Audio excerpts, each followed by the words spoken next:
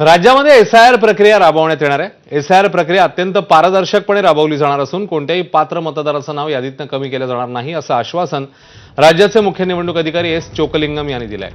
2002 सालची मतदार यादी समोर ठेवून मॅपिंग केलं जाणार आहे आणि त्यामध्ये आपलं किंवा आपल्या पालकांचं नाव जुळतंय का हे पाहण्याचं आवाहन त्यांनी केलंय।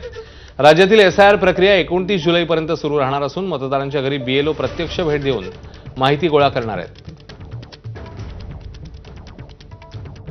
2002, 3, 4 मध्ये तुम्ही कुठेही असेल तर किंवा तुमच्या आई वडील देशामध्ये कुठेही असेल तर चालते। 2002, 3, 4 मध्ये मी होते, नागपूरमध्ये होते किंवा मी चेन्नईमध्ये होते, दिल्लीमध्ये होते, देशामध्ये कुठेही असेल तर चालते।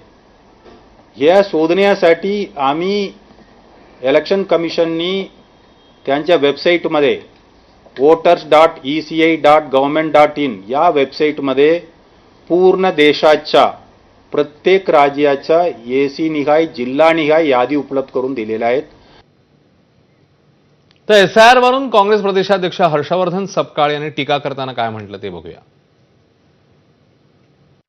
महाराष्ट्रात देखील 11-12 या साली ही 18 महिन्यापेक्षा अधिक कालावधीमध्ये महाराष्ट्रात एसआयआर झालेलं आहे। मात्र यावेळेचं एसआयआर हे मतदान यादीची छाननी आणि तिचं शुद्धीकरण नव्हे तर मतदार यादीमध्ये जे मतदार जे आहेत त्या मतदारांना बाद करायचं आणि सोयीच्या मतदारांना ठेवायचं असा घाट हा भारतभरात घातला गेला आहे आणि महाराष्ट्रात एसआयआरची प्रक्रिया सुरू झालेली आहे।